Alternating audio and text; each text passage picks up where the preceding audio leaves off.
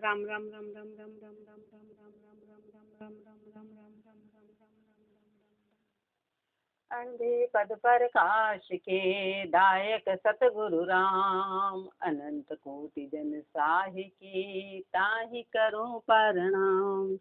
रमतीत राम गुरुदेव जी, पुनति हूँ काल के संत, जिनको राम चरण की वंदन बार अनंत।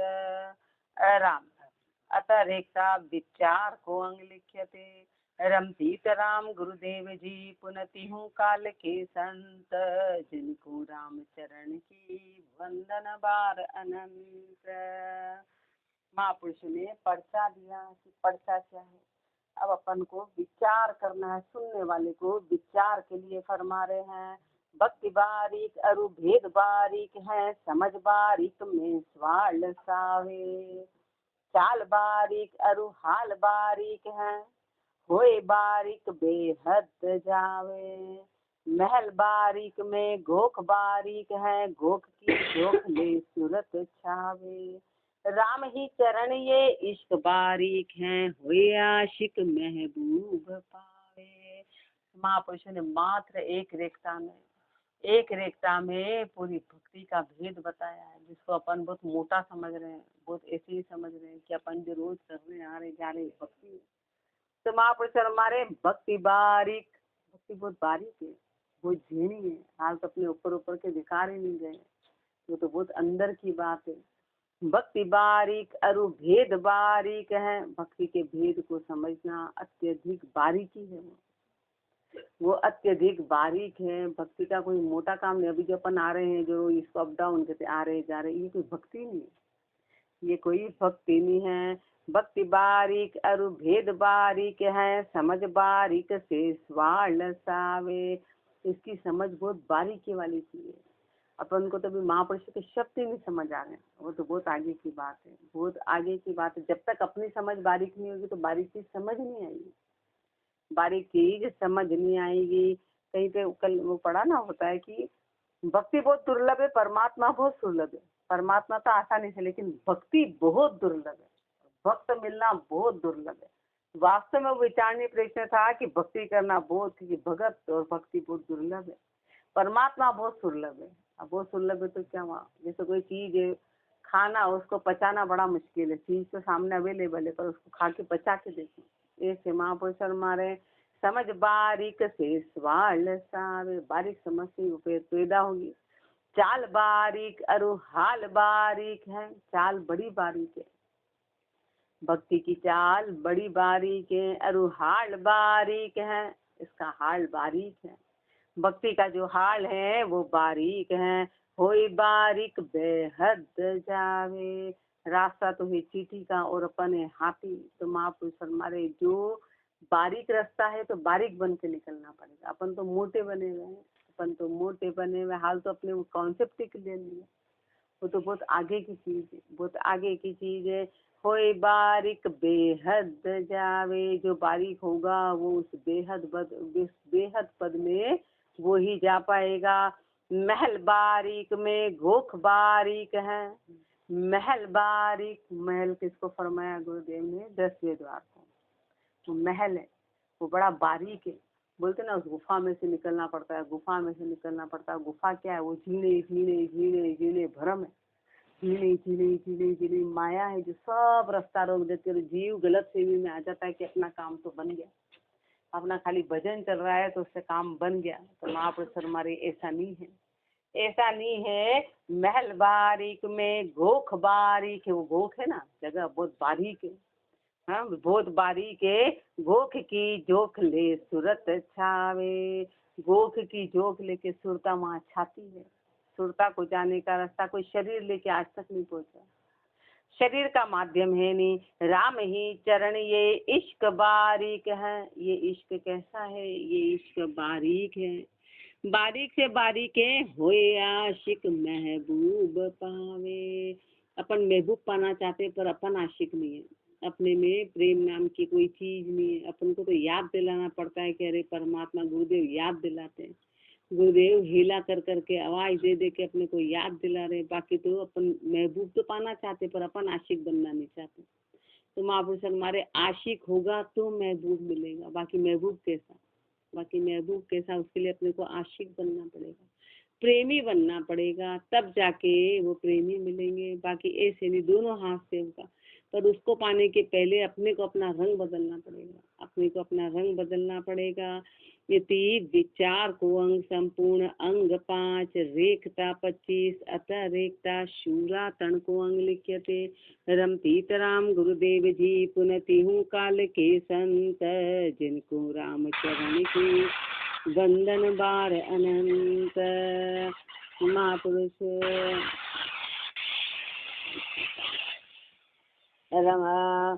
शूरातन में है, शूरवीरता में है कि ये महापुरुष फरमा रहे कि आशिक कौन होगा, तो आशिक जो शूरवीर होगा वही उस आशिकी को निभा पाता है। वो यदि शूरवीर होगा उसमें शूरता होनी, भरम अरु कर्म को ज्ञान सिंह भानिया, भरम अरु कर्म को ज्ञान सिंह भानिया, लोभ को दौड़ संतोष मारिया। एक तो संसार के शूरवीर होते हैं, तो महापुरुषों ने वाणी जी में फरमाया कि कौन शूरवीर की एक बार युद्ध के मैदान में गए, कटे मरे, बात खत्म। लेकिन ये जो शूरवीर हैं, ये जो शूरवीर हैं, ये बड़ी ऊंची स्थिति वाले हैं। इनको तो हर समय मन से लड़ाई करनी है, हर समय मन से लड़ाई करनी है। बार वाला तो एक बार भरम अरु कर्म को ज्ञान सिंह बानिया, महापुरुष हमारे भरम और कर्म को ज्ञान सिंह भानिया, ज्ञान रूपी शेर ने मारा, ज्ञान रूपी शेर ने भरम और कर्म को मारिया और लोभ को दौड़ संतोष मारा। भरम और कर्म जो है वो ज्ञान से जाएंगे। अपन से जब अपने भरम निकल जाए, अपने कर्म खत्म हो जाए, भरम निकल जाए, अपन कर्म नहीं करें, अपन नए कर्म, वो ज्ञान से होगा, अपनी समझ से, अपने कहने से नहीं होएगा। अपने को पता है कि यहाँ क्रोध नहीं करना चाहिए, क्रोध नहीं, फिर भी वो आ जाता है। अपने को पता है गलत काम नहीं करना चाहिए, तो भी वो हुए जाता है, वो ज्ञान से जाएगा। इसलिए भरम अरु कर्म को ज्ञान सिंह भानिया, भरम और कर्म को ज्ञान के द्वारा मारा गया, लोभ को दौड़ संतोष मारिया। और महापुरुष फरमा रहे हैं कि संतोष के द्वारा लोभ खत्म होगा, बाकी लोभ किसी हालत में खत्म होने वाला नहीं। जब तक हृदय में संतोष नहीं आएगा, काम को कतल कर शील से ठावया। महापुरुष हमारे काम किससे खत्म होगा, शील से। काम का भोग कर लो, भोग कर लो, भोग कर लो, किसी हालत में खत्म होने वाला नहीं, बढ़ता चला जाएगा। शरीर वृद्ध हो जाता है पर काम कभी खत्म नहीं होता है। ऐसे महापुरुष हमारे दोनों काम आ गए, एक बाहर आन का भी काम है और शारीरिक भी काम है। शील दोनों आ गए, एक इष्ट भी आ गया और शारीरिक शील भी आ गया। कोई शूरवीर होता है जो शील के द्वारा उसको खत्म करता है। बाहर की भागा दौड़ एक इष्ट से खत्म होगी, जब तक एक इष्ट नहीं मानेंगे, जब तक काम बनने वाला नहीं है। महाराज जी चाहे कथा में कह रही थी, कौन कहता मूर्ति में नहीं, कौन कहता यानी, तो वो एक इष्ट बात आती है, एक इष्ट की। और बात श्री महाराज ने अवतारों का कोई विरोध नहीं किया है, अवतारों का, लेकिन इतना कौन उसका अध्ययन करे, कौन तो पढ़े और कौन विचार। एक जना आके बोल जाता है ऐसा, दूसरा जना आके बोल जाता है ऐसा, तीसरा जना आके बोल जाता है ऐसा, खुद के विचार।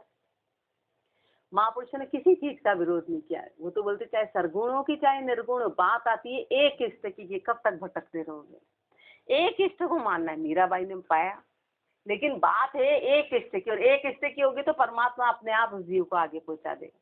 न तो यहाँ कोई मत मतांतर का झगड़ा है, न यहाँ पर कोई ऐसा झगड़ा है। यहाँ जो है वो वाद विवाद किसी भी चीज का नहीं, अपना उद्देश्य क्या है, सब सादे सब क्या। एक इष्ट माना तो परमात्मा अपने आप रास्ता बता देता है। मीराबाई को रास्ता बताया ना, मीराबाई को आकाशवाणी के थ्रू, उनको कोई साक्षात रेदास जी मिले तो आकाशवाणी के थ्रू मिले कि आकाशवाणी हुई कि आज जो पहला व्यक्ति आएगा उसको तो गुरु मान देना। और उन्होंने कहा अरे ये तो रेदास जी है, जमार है, पर किसी ने कहा, पर उसने नहीं सोचा, मीराबाई ने नहीं सोचा, राजमहल से निकली हुई। उन्होंने कहा बस मुझे तो आकाशवाणी उनको ही कि जो पहला होगा वो गुरु होगा, वो गुरु होंगे। तो काम को कतल कर शील से ठावया, बाण वै राज्य से मोह हार। पर ऊपर बताया ना, ऊपर बताया भक्ति बारी करू भेद, रीडिंग करके और बता रहे हैं। तो क्या कर रहे हैं सब, पहले रात भर रीडिंग करते हैं और सुबह आकर वो का वही उलट देते हैं। इसका अनुभव तो है न, विचार है भाई, विचार तो हो ना, अपने विचार, स्वयं के भी विचार होंगे तो सामने वाले पे दम डालेंगे। खुद के विचार तो हो कि भाई अपने विचार है कि अपन ने चिंतन किया, मनन किया, तो परमात्मा अंदर से भी कोई वो ज्ञान मार्ग कहला जाता है कि ज्ञान मार्ग, तो फिर वो भजन जितना ही बराबर होता है। ज्ञान मार्ग भी भजन जितना ही दमदार, एक ही मार्ग है, दोनों एक ही मार्ग है। बाकी खाली इधर बोला, इधर सुना, इधर बोला, तो बात में जीव कंफ्यूज हो जाता है कि करना क्या है, कहना क्या चाह रहे हैं भाई, कहना क्या चाह रहे हैं, दोनों बातें कैसे साथ चल रही है। एक तरफ तो वाणी जी की कभी लाइन है, एक तरफ इधर तो वाणी जी के बोलते अपन खुश है, इसलिए महाराज ने बहुत सही बोला, फिर महाराज दूसरी बात बोले तो अपने को पता ही नहीं कर ये क्या बोल गए, ये क्या बोल गए, दूसरों के शब्दों को पकड़ रखा है, अपना विचार नहीं। अपना विचार होगा तो दोनों मिक्सअप होगा, फिर उनका बैलेंस बना रहेगा। मूर्ति पूजा वाले के लिए भी, उन पूजा वाले कि भाई ये सरगुण भी है, ये निर्गुण भी, पर अपने को करना क्या है, अपने को जीव क्या करे कि वहाँ सरगुणी भी इस बात को सुन ले, निर्गुणी, विरोध किसी का नहीं। क्योंकि परमात्मा कृष्ण भगवान ने फरमाया गीता में कि मुझे जो जिस रूप में भजेगा मैं उसको प्राप्त हो जाऊंगा। लेकिन लास्ट में कल कहीं पे मैंने लाइन पढ़ी थी कि सारे शास्त्र पुराणों का सार होते हैं वेद, जितने भी शास्त्र पुराण है उनका सारे वेद, और वेदों का सारा सार है उपनिषदों में, और उपनिषदों का सारा सार है गीता में, और गीता का सारा सार है भगवान को समर्पण। वो कहते हैं मेरी शरण में आ जा, मेरी शरणागति हो जा। गीता का पूरा सार है कि शरणागति। तो बताओ, जब गीता ही कह रही कि शरणागति, अब किसी भी रूप में देखो तो शरणागति होना है, वहाँ भेदभाव मत मतांतर, तो फिर बात क्या है। तो अभी ऊपर बताया ना कि भक्ति बारीक और भेद बारीक है, भक्ति बारीक है, भेद बारीक, पर इसको जानना कि अपन क्या चाह रहे हैं। अपन कह तो रहे, पर अपन क्या चाह रहे हैं खुद। अपन ने तो सबको कह दिया कि ये करना, ये करना, ये करना, पर अपना क्या विचार है, अपना क्या विचार है। इसलिए महापुरुषों ने ऊपर विचार में ये बताया था, काम को कतल कर शील से ठाबया, बाण वैराग्य के मोह मारिया। वैराग्य से मोह जाएगा, मोह ऐसे नहीं जाने वाला है। तो जो शूरवीर हैं वो शूरवीरों ने वैराग्य के बाण से मोह को मार दिया। वैराग्य से जब तक राग नहीं छूटेगा मोह नहीं जाएगा, मोह वैराग्य से हारेगा और कामशील से जाएगा। गर्व गुमान विचार दोई ढाया, क्रोध को खोद क्षमा उड़ाया। गर्व गुमान विचार दोई ढाया, गर्व और गुमान ये विचार से जाएंगे कि भाई किस चीज का गर्व, कैसा गुमान, ये दोनों विचार से जाने वाले हैं। क्रोध को खोद क्षमा उड़ाया, और क्रोध किससे जाएगा, क्रोध क्षमा से जाएगा। क्षमा, क्षमा आसान नहीं है। मेरे को तो बहुत विचार आता था पहले कि क्षमा वीरस्य आभूषणम, तो मैं बोलती थी क्षमा को वीरों का आभूषण क्यों बोला है भाई, और भी तो बहुत सारी चीजें हैं, मात्र क्षमा को वीरों का आभूषण क्यों बोला। मुझे बहुत विचार आता था कि इसको ऐसा क्यों, सब जैनी भी बोले क्षमा, क्षमा पर्व, क्षमा पर्व, क्षमा पर्व। मैंने कहा और कोई सा पर्व क्यों नहीं पकड़ा होगा, पर जब इसको गुरुदेव ने धीरे धीरे महसूस कराया, फिर इसमें बताया कि सबसे कठिन काम है क्षमा करना। कि किसी ने कुछ बोला और अपन उस बात को हृदय से, अपने परिवार में भी अपनी खींचातानी किसकी, अपन उस बात को भूलते नहीं है कि इसने ऐसा बोल दिया, इसने ऐसा बोल दिया, इसने ऐसा, अरे भाई बोल दिया तो बोल दिया, पर अपन उसको रबड़ जैसे खींचते खींचते खींचते खींचते। तो क्षमा करना बड़ा मुश्किल है वास्तव में। सबसे कठिन काम है क्षमा करना है कि उस बात को वहीं के वहीं छोड़ दिया जाए। तो वो इसीलिए तो फिर संसार में इतने लफड़े पैदा ही नहीं होते, पैदा ही नहीं होते। पर क्षमा करना कि हुई बात, हुई 2 मिनट हुई, फिर बस बात खत्म।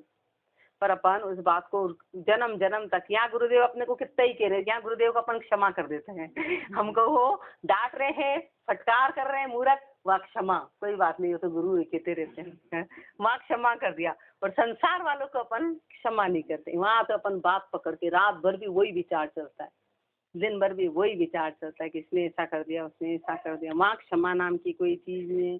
तो महापुरुष हमारे क्षमा है जो क्रोध को उड़ाएगी। शूरवा जोध पर बोध माने नहीं, अमल कर आपना अरी उठाया। शूरवा जोध पर बोध माने नहीं, महापुरुष फरमा रहे हैं कि जो शूरवा है वो उनका इतना जोध है, इतना प्रताप है कि वो सामने वाले का प्रबोध मानते नहीं है। अमल कर आपना अरी उठाया, इस परमात्मा के नाम से अपने सारे शत्रु, अरी यानी शत्रुओं को खत्म कर दिया, शत्रुओं को खत्म कर दिया। आन धक्कावता राम को गावता, आन को धक्का दे दिया, यानी आन को धक्का कैसे दिया, आन को खत्म करके राम को गावता। विचार तो आन की आते हैं क्योंकि अपन देख रहे आन में, अपन रह रहे आन में, अपना तो शरीर का मुँह सब आन में आता है, वो आन तो अलग है, वो आन तो अलग, वो आन तो बहुत पीछे रह जाती है मूर्ति पूजा व्रत, वो तो बहुत शुरुआत की बातें। यहाँ आन महापुरुष फरमा रहे हैं कि शरीरों की झीणी माया भी सब आन में आती है। तो आन को धक्का आन धक्कावता राम को गावता, राम को गाया श्याम मन भावता चरण लागा। तो फिर मन में श्याम भाने लगे, मन में वो श्याम भाने लगे, वो परमात्मा भाने लगे। तो चरण लागा, तो फिर उसकी शरणागति हो गए, उसके चरण में लग गए। राम ही चरण अब नगर नीका बस्या, दस्या शिर कार का चोर भागा। राम ही चरण अब नगर नीका बस्या, नगर, नगर बस्ती को कहते हैं। तो उस नगर, परमात्मा की नगर के निकट बस गए। तो न धस्या शेर कार का चोर भागा, जब बस्ती में जागरण होता है तो चोर भाग जाते हैं। तो सारे चोर भाग गए। चोर कौन से थे? चोर बाहर कोई भी चोर नहीं, चोर तो अपने अंदर है। चोर बाहर नहीं है, चोर अंदर है। चोर क्या था? चोर काम था, चोर मोह था, चोर गर्व, गुमान, क्रोध, सब चोर थे। ये सब भाग गए। शूर का बदन पर नूर झलके, सदा श्याम का काम को दसत आगा। शूर का बदन पर नूर झलके सदा, जो शूरवीर होता है ना, वो अपना विवेक कभी खत्म नहीं करता है। कैसा भी हो, कितनी भी भीड़ में होगा, वो अपने विवेक में रहेगा। तो और कैसी भी आपत्ति हो, कैसी भी आपत्ति हो, उस आपत्ति का उसको, उसकी उससे फर्क नहीं पड़ेगा। आपत्ति तो आएगी, उसको सामना भी करना पड़ेगा, उसको सब उसमें संघर्ष भी करना पड़ेगा। लेकिन महापुरुष हमारे वो उसमें लिपायमान नहीं होगा, उसमें लिपायमान नहीं होगा। तो शूर का बदन पर नूर झलके सदा, तो सदैव नूर झलकता है, नूर झलकता है। श्याम का काम को दसत आगा, और वो परमात्मा के काम के लिए सदैव आगे से आगे रहते हैं। आगे से, जैसे कोई शूरवीर है ना, तो राजा के यहाँ वो उसकी सैलरी खाता है, तो राजा के काम के लिए असम में मरने को तैयार रहता है। ऐसे राम जी के काम में कभी पीछे नहीं हटते, वो तो राम में ही समा गए, तो पीछे हटने वाला तो मैटर बहुत अलग है। ताश की दृष्टि में निष्ठ आवे नहीं, जोर जंग बाजता दूर लागा। ताश की दृष्टि में, उनकी दृष्टि में निष्ठ आवे नहीं, कभी नीचे विचार नहीं आते कि मैं मर गया तो मेरा परिवार का क्या होगा, तो राजा थोड़ी ना उसकी देखभाल करेगा, तो मैं युद्ध के मैदान में चला गया। ऐसे राम जी के लिए कभी ऐसे विचार नहीं आते कि हमारा क्या होगा, कि राम जी मेरी इच्छा की पूर्ति कब करेंगे, कि मेरे साथ वालों की पूर्ति कब करेंगे, ये कैसे होगा। कभी इस तरह के विचार आन के प्रति, शरीर के प्रति, मोह के प्रति किसी भी विचार आते नहीं हैं। जोड़ जंग बाजता दूर लगा, गुरु के शब्दों के अनुसार वो हर समय चलते हैं। जैसे कि लड़ाई के मैदान में जो बाजा बजता है, तो पूरे लड़ाई में जोर के साथ लगा रहता है, जोर के साथ। दुर्जना गावता सावंता भावता, चापड़े खेत हरी खेत शूरा। दुर्जना गावता, दुर्जन को ये वो सुहाता नहीं, क्योंकि दुर्जनों को तो मारता है, तो दुर्जन को सुहाता नहीं है। सावंता भावता, वो किसको भाएगा? सावंतों को, क्योंकि वो शूरवीर है, वो शूरवीर है, वो राजपूत है, तो उसके जैसे कोई भाएगा, बाकी को भाएगा नहीं, बाकी को सुहाएगा नहीं, बाकी को उसकी बातें सुहाएगी नहीं। चापड़े खेत हरी हेत शूरा, वो उस खेत में, उस भक्ति रूपी रणभूमि में हरि के हेत के लिए वो शूरवीर बना हुआ है, वो शूरवीर बना है। राम ही चरण वे न्याय मोह जाल है, रिजक उज्जैल रजपूत पूरा। राम ही चरण वे न्याय मोह जाल है, फिर वो न्याय की मोज लेते हैं। न्याय क्या? तो महापुरुष हमारे न्याय कई तरह के। एक तो न्याय हो गया कि अंदर निस्तारण हो गया कि ये ब्रह्म है, ये माया है, मैं इसका रूप हूँ, मैं इसका अंश हूँ, ये न्याय हो गया, ये न्याय हो गया। तो न्याय की मोज लेता है कि भाई, जैसे वो सैनिक को पता है कि यही राजा, यही मेरा मालिक है, मेरे को इसी के लिए सब कुछ करना है। बस फिर शत्रु की 1000 सेना आ जाएगी, वो मर जाएगा, पर अपने राजा का उसमें छोड़ेगा नहीं। एक है वो न्याय की मोज हो गई कि भाई मेरा परमात्मा मेरे घट में ही है, मेरा परमात्मा बाहर कुछ भी नहीं है, बाहर कुछ भी नहीं है। तो रिजक उज्जैल, तो फिर जो रिजक, जो दाना पानी लिया उसको उज्जवल करता है। रिजक किसको बोलते हैं? रिजक भोजन को बोलते हैं। रिजक किसको बोलते हैं? तो जैसे कोई सेनापति है और वो राजा के यहाँ की तनख्वाह लेता है, उसका रिजक है। तो नमक उजालना, उसको बोलते हैं नमक की, उनका नमक खाया तो नमक को उजालना, तो रिजक उज्जैल।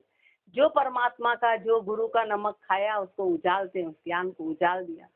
कि परमात्मा का अंश था और परमात्मा के अनुसार चल दिया।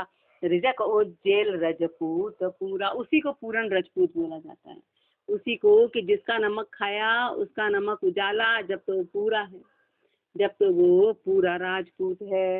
ऐसे महापुरुष हमारे पूरन दास कौन है जो उस नमक को उजाले, कि परमात्मा ने नमक कैसा कि परमात्मा ने अपने को हवा, पानी, रोशनी, अभी ऑक्सीजन का मीटर लगा देता, पर इतना तो विचार कहाँ आता है कि गेहूं तो रखे 20 रुपए और हीरा मोती रखे करोड़ों की, जो हमारे उसके बिना जीवन चल जाता है। अभी मेरे को कई बार सब्जी मंडी वगैरह देखी कि परमात्मा ने कितना सस्ता सस्ता सौदा बना दिया। टमाटर खा लो, एप्पल की आवश्यकता नहीं है, पर अपनी तो आदत पड़ गई ना, ओहो हमारे तो काजू कहाँ है। अरे बेटे को काजू बोल कौन रहा है, कौन कह रहा बादाम खा, मूंगफली खा ले। गुरुदेव हमेशा अपने को सिखाते थे चने खा ले, मूंगफली खा ले, क्योंकि वो जो जितना सस्ता सौदा, जितनी ताकत का परमात्मा ने बनाया उतना सस्ती में और कुछ भी नहीं, और कुछ भी नहीं है। तो वही तो, पर अपन तो उल्टा गिर जाते हैं। हमारे कहाँ एप्पल पड़ी, हमारे कहाँ काजू पड़े, हमारे कहाँ बादाम, तो कह रहे के क्या कहा किसने। अपने को तो बाबूसा ने इतने छोटे छोटे रास्ते बताए कि तुमको किसने कहा। अभी सर्दियों में तो पूरी प्रकृति कितनी मेहरबान होती है कि बाहर बड़ी चीजों की कोई आवश्यकता ही नहीं, कोई आवश्यकता नहीं। किसने कहा घी खाना है, उन्हें कह रहे सस्ता सामान लेके जूस बना के ऐसे ही पी लो, ऐसे ही पी लो। तो अपन ने, पर अपन तो नमक हरामी, और प्रकृति अपने लिए जो नमक खाया आप गिलोगे तो पीछे वाले बार बार डिस्टर्ब होते हैं आपसे। तो महापुरुष फरमा रहे हैं कि बताओ अपन उसको जान नहीं पा रहे हैं, इसलिए अपन पूरन रजपूतनी है। जो नमक खाया उसको, बाकी परमात्मा बहुत मेहरबान है, परमात्मा बहुत मेहरबान है, पर उसके लिए शूरवीर बनना पड़ेगा उसकी मेहरबानी जानने के लिए। यदि शूरा तण को अंग संपूर्ण अंग 6 रेखता 27 अतः रेखता सार ग्राही को अंग लिख्यते। रमजीत राम गुरुदेव जी पुनति हूँ काल के संत, जिनको राम चरण की वंदन बार अनंत। सार ग्राही, सार सार को धारण करो, सार रे सार एक सार सारा, श्री राम का नाम तिहु लोक प्यारा। पूर रे पूर भर पूर घट घट रया, पूर्णानंद कहूँ नाही न्यारा। नूर रे नूर सब तास का नूर है, नूर बिन धूर होई जाए देही। शूर रे शूर क्रम कूट दूरा करे, राम ही चरण शिर राज एही। सार रे सार एक सार सारा सिरे। अपन वाणी जी भी पढ़ रहे क्या करते, दिन में 4 बार पढ़ते, पर सार क्या है, पर इसका सार क्या है। अपन गुरुद्वारे जा रहे हैं, अपन सब सुन रहे हैं, अपन सब कुछ कर रहे हैं, तो महापुरुष हमारे सार तो पूरी कहानी बोलते हैं, पूरी कहानी 2 घंटे की सुनाते, फिर क्या बोलते हैं, इस कहानी से शिक्षा क्या मिलती है। वो नहीं बोला तो कहानी का कोई मतलब नहीं। 2 घंटे तक कहानी सुनाई, फिर कहानी से शिक्षा क्या मिलती है, शिक्षा क्या है। तो महापुरुष हमारे शिक्षा ये है, शिक्षा ये है कि सार रे सार एक सार सारा, श्री राम, पर अपने इस राम का नाम नहीं आएगा। अपन उसके बाद और ग्रंथ का पाठ कर लेंगे, और ग्रंथ का, अपन चलते फिरते भी ग्रंथों के पाठ हो रहेंगे, पर राम का नाम नहीं लेते। तो महापुरुष हमारे राम का नाम तिहु लोक प्यारा, राम का नाम ही तीनों लोकों में सबसे प्यारा है, सबसे ऊंचा है, सबसे ऊंचा है। कि तो जीवन में सबसे ज्यादा जानने की किसको आवश्यकता, जीवन में क्या जानना चाहिए। तो कल एक गुरुदेव ने लाइन पढ़वाई थी कि भाई जीवन में सबसे महत्वपूर्ण जानने योग्य क्या है, तो वहाँ लिखा था कि सबसे महत्वपूर्ण जानने योग्य परमात्मा। अब बस वो इतनी लाइन थी। फिर गुरुदेव ने अंदर चिंतन चलाया कि खाली परमात्मा, अपन तो बोलते ये पढ़ाई ये पढ़ाई ये पढ़ाई ये पढ़ाई। फिर उदाहरण दिया कि अपन ने जो पढ़ाई करी वो सब झूठी पड़ गई, अभी नई पढ़ाई आ गई, अभी नई पढ़ाई आ गई। मैंने कल उदाहरण दिया कि अपन बोलते हैं XYZ, आने वाले बच्चों को Z खत्म कर दिया, अब वो Z पढ़ाया जाता है, अब वो Z पढ़ाया जाता है। मैंने उसको बोल दिया गुड़िया को Z, तो वो बोली Z, तो मैंने कहा तेरे को आती नहीं, बोले नहीं अब Z बदल गया है। बेटे ने समझाया, वो उच्चारण नहीं, तो अपनी पढ़ाई सब झूठी हो गई, तो जानने योग्य कहाँ रहा।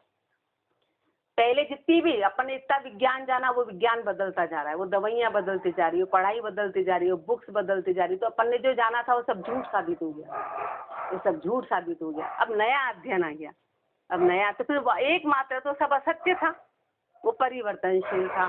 फिर सत्य क्या है, जो हमेशा एक जैसा रहे, वो है परमात्मा, जिसके आधार पे परिवर्तन हो रहा है, वो परिवर्तन हो रहा है। तो उसको, तो उसमें लिखा था पूरे ब्रह्मांड में जानने योग्य क्या चीज है, तो मात्र एक परमात्मा ही है, बाकी तो सब परिवर्तनशील है। अपन ने सुबह को जाना तो रात हो गई, जानते जानते रात हो गई, बदल ही गई, बदली।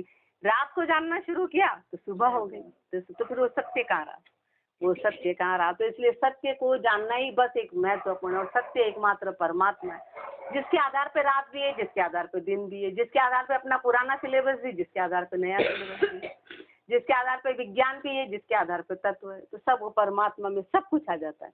इसलिए महापुरुष एक जगह बैठे और पूरा विज्ञान पैदा हो गया। तो इसलिए सबसे ज्यादा जानने योग्य क्या है, तो सबसे ज्यादा जानने योग्य परमात्मा है। इसलिए वो कह रहे हैं, राम का नाम तीनों लोक प्यारा, राम का नाम तीनों लोकों में बस वही प्यारा। ये सार है, यही सार है। अपन पर अपने को वो प्यारा लगता नहीं है। पूर रे पूर भर पूर घट घट रया, वो परमात्मा पूर्ण रूप से घट घट में विराजमान है।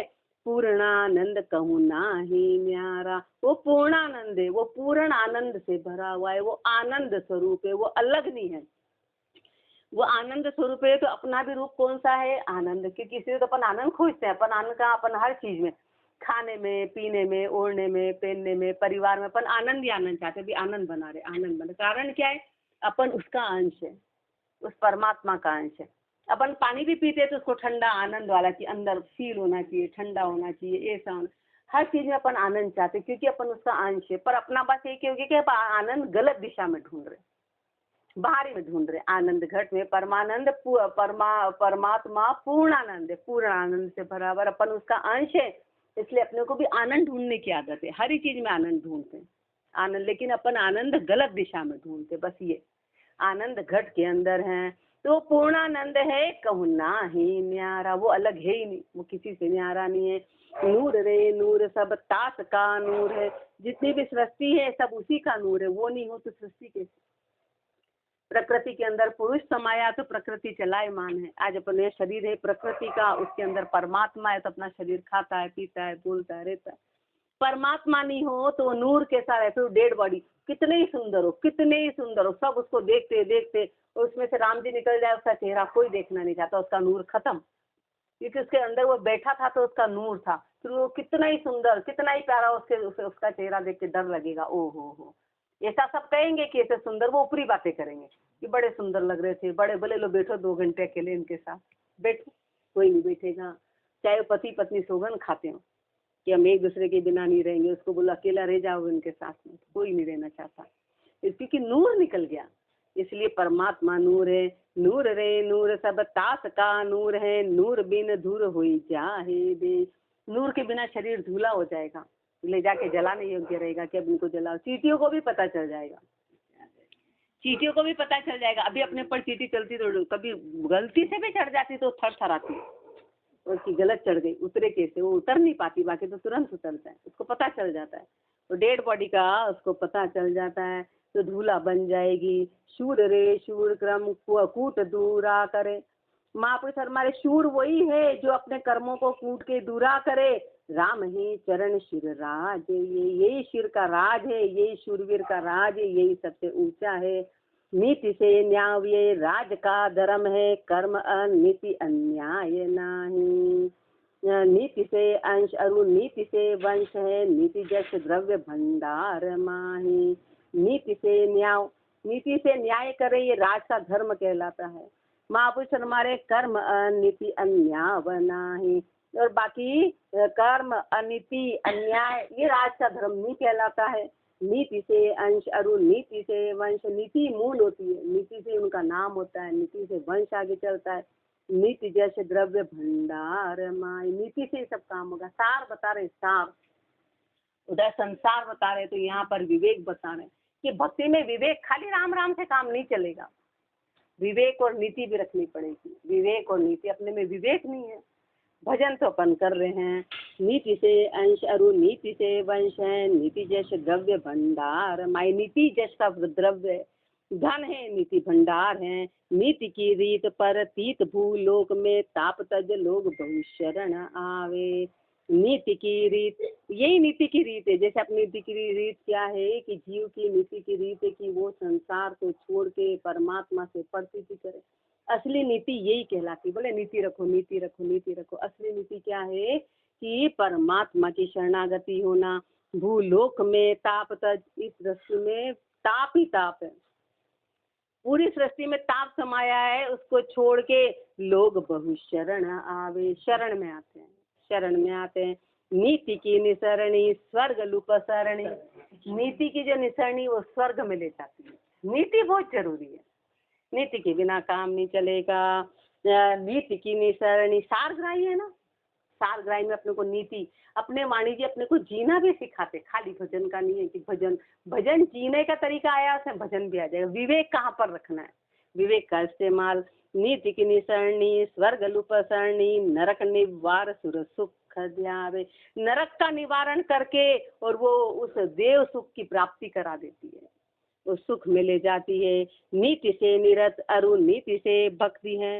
नीति से तो निरत है यानी दृष्टि है, नीति से ही दृष्टि पड़ेगी कि सही गलत की, और नीति से भक्ति है, नीति से ही भक्ति चलेगी, और भक्ति से मुक्ति भव बंध पाले, और भक्ति से मुक्ति होगी, और भव बंध पाले, उस भव बंधन से मुक्त होंगे।